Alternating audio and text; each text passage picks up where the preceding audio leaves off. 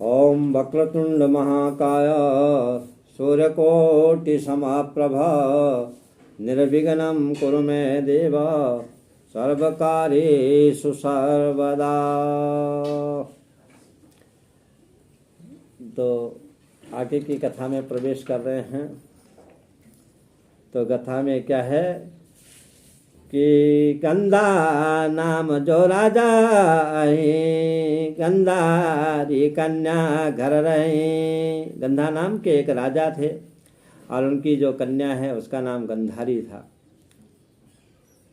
और गंधारी भगवान शंकर की भक्ति करती है। क्या बोले, सो तो शंकर भक्ति आराधे, एक सतपुत्र एक कन्या साधे, तब बरया शंकर दीनो विषमये सुता तब लीनो। तो राजा गंधा अपनी बेटी का स्वयंवर करते हैं। वहाँ पर भीष्म जी महाराज जाकर के उस कन्या को जीत लेते हैं। उस गंधारी को अपने बेटे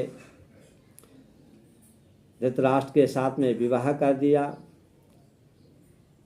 जब गंधारी ने अपने पति को जन्मांध देखा तो अपने मन में कुछ विचार करती है कि मेरे भाग्य में इसी प्रकार से भगवान ने पति लिखे होंगे। तो अंधा देख करके गंधारी अपने आंखों पर क्या है कि पट्टी बांध लेती है। पट्टी बांध दी महाराज। इस प्रकार से धृतराष्ट्र और गंधारी का विवाह हो गया।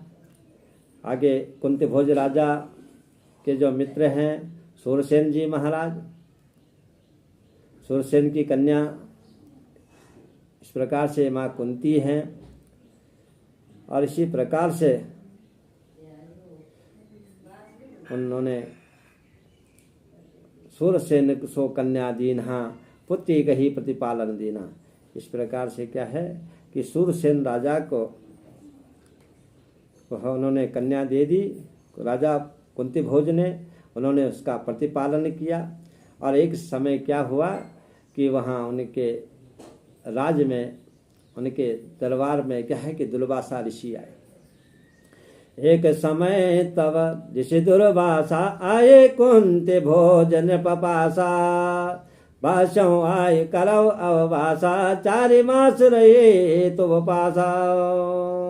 अब मैं 4 महीने आपके पास में रहूँगा, दुर्वासा ऋषि ने कहा कुंती भोज राजा से।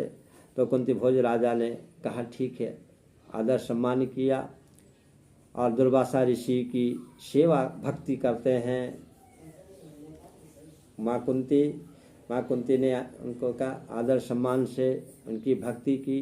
भक्ति जैसे वो भोजन चाहते थे जिस प्रकार से सेवा की, इसी प्रकार से महाराज चाहे कि 4 महीने जब पूरे हो गए, चतुर्मास संपन्न हो गया। देखिए बड़े बड़े जो ऋषि मुनि जो तपस्वी जो जीव होते हैं वो चतुर्मास में कहीं भ्रमण नहीं करते हैं, इधर उधर घूमते नहीं हैं। एक जगह स्थान बना करके वो वहाँ पर क्या है कि जप तप करते हैं। इसी प्रकार से क्या है कि दुर्वासा ऋषि वहाँ 4 महीने रह करके प्रसन्न हो गए, खुश हो गए। और जब जाने के लिए क्या है समय आ रहा है उनका वनवास जाने के लिए, तो उन्होंने कुंती माता को क्या है कि एक माल मंत्र दिया। माल मंत्र में क्या बोले हैं, माल मंत्र जाको तुम धावो, तोन देव को दर्शन पाओ, ऐसे माल मंत्र दो देवो मुनिवर विदा भूप सो भयो। माला मंत्र दे करके राजा से विदा मांग रहे हैं। अब उनको प्रस्थान कर दिया। इसी प्रकार से क्या है कि माँ कुंती के मन में कुछ विचार आता है कि ऋषि दुर्वासा ने मुझे माला मंत्र दिया है, गुरु मंत्र दिया है, उसकी थोड़ी परीक्षा कर। तो माँ कुंती ने सूर्य और चंद्रमा को प्रत्यक्ष देवता समझ करके भगवान सूर्य नारायण की आराधना कर रही है। तो सूर्य नारायण की जब आराधना कर रही है तो भगवान सूर्य नारायण प्रकट हो गए।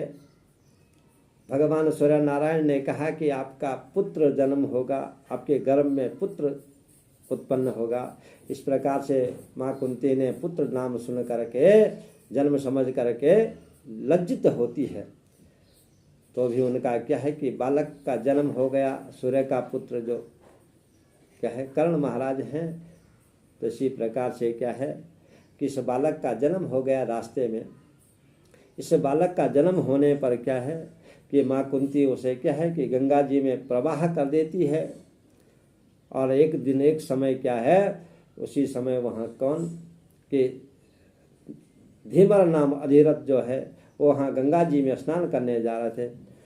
शूद्र अधिरथ धीमर नाम सो तो गयो गंगा स्नाने। देखा सुंदर बालक आही सोले गयो अपने गृह माही। उनकी जो पत्नी है उसका नाम क्या है राधा नाम तासुके नारी प्रतिपालन के न्योते भारे। इस प्रकार से सुंदर बालक को देख करके अपने घर ले जाते हैं। और उनकी जो पत्नी है उसका नाम राधा है। और वो बालक का क्या है कि प्रतिपालन करते हैं। बालक बड़ा हो रहा है, 5-7 साल का बालक हो गया। दूसरे बालकों के साथ में खेलने जाते हैं तो अन्य जो बालक है दूसरे उस कर्ण को क्या है कि इस प्रकार से गाली देते हैं। गाली क्या उसको क्या करते हैं कि चिढ़ाते हैं, उसे कुंठित करते हैं कि आप तो क्या कि केवट के घर में पल रहे हैं पोस रहे हैं, परंतु आपके माता पिता कौन है, आपका वंश क्या है, कुल क्या है। इस प्रकार से उसे क्या है कि लज्जा आती है। तो एक दिन वो जो कर्ण है वो क्या है कि गंगा जी में क्या है कि अपना देह त्याग करने के लिए उद्यत हो रहे हैं कि उस समय वहाँ पर भगवान सूर्य नारायण क्या है कि प्रकट हो गए। सूर्य नारायण प्रकट हुए तो बालक से कहा कि मैं तेरा पिता हूँ। इस प्रकार से सुनते हैं हर्ष कर्ण तव माना बोलो कर्ण धन्य जग जाना। इस प्रकार से कर्ण क्या है कि अपने जीवन को धन्य मान लेते हैं कि पिता हमारा सूर्य परमाना मौसम भाग्य न दूसरा आना। इसी प्रकार से क्या है कि धन्य मान लिया। तो उस बालक का क्या है प्रतिपालन करते हैं। जब बालक थोड़ा बड़ा हुआ तो उसे अस्त्र शस्त्र विद्या सिखाने के लिए परशुराम जी के पास में भेज रहे। तो परशुराम जी के पास क्या है कि छल करके कि मैं एक ब्राह्मण हूँ, मुझे आप क्या है इस प्रकार से क्या कर दो कि शिक्षा दे दीजिए अस्त्र शस्त्र की। तो परशुराम जी उन्हें क्या है अस्त्र शस्त्र की विद्या सिखा रहे हैं। एक दिन गुरु परशुराम जी और कर्ण जंगल में क्या है कि भ्रमण करने गए थे। जब परशुराम जी महाराज को श्रम होता है, थक जाते हैं, तो एक वृक्ष के नीचे क्या है कि विश्राम करने के लिए बैठ जाते हैं। तो वहाँ पर कर्ण ने अपनी जंघा रखी। परशुराम जी महाराज उनके जंघा पर अपना सिर रख देते हैं और एक कीड़ा आया कर्ण के पैर जंघा को क्या है कि कीड़े ने काटा। तो उससे क्या है कि रुधिर बहने लगा, खून बह रहा है। और वह खून जब बहा तो परशुराम जी के शरीर में क्या है कि लग गया, जिससे क्या है परशुराम जी महाराज चौंक गए, खड़े हो गए कि कहा कि भाई आपने मेरे से कहा है कि मैं एक ब्राह्मण हूँ, मुझे अस्त्र शस्त्र विद्या सिखा दीजिए, परंतु आपका जो ये लहू है ये क्षत्रिय का है, क्योंकि इतना गर्म है, इतना तेज है, इसलिए क्या है आपने मेरे से कपट किया है। इसलिए परशुराम जी महाराज वहाँ क्या कर रहे हैं कि वहाँ पर कर्ण को वरदान भी दे रहे हैं, श्राप भी दे रहे हैं कि कहा कि आपने मेरे साथ में जो कपट किया है उसके लिए मैं अब आपको एक वरदान भी दे रहा हूँ, श्राप भी दे रहा हूँ। तो एक 5 बाण दिए, 5 बाण से कहा कि ये 5 बाण आपकी रक्षा करेंगे जब तक ये आपके पास में रहेंगे। जिस दिन ये 5 बाण आपके हाथ से निकल जाएंगे तब आप समझना कि अब आपकी क्या है कि मृत्यु निकट आ गई है। तो इसी प्रकार से महाराज क्या है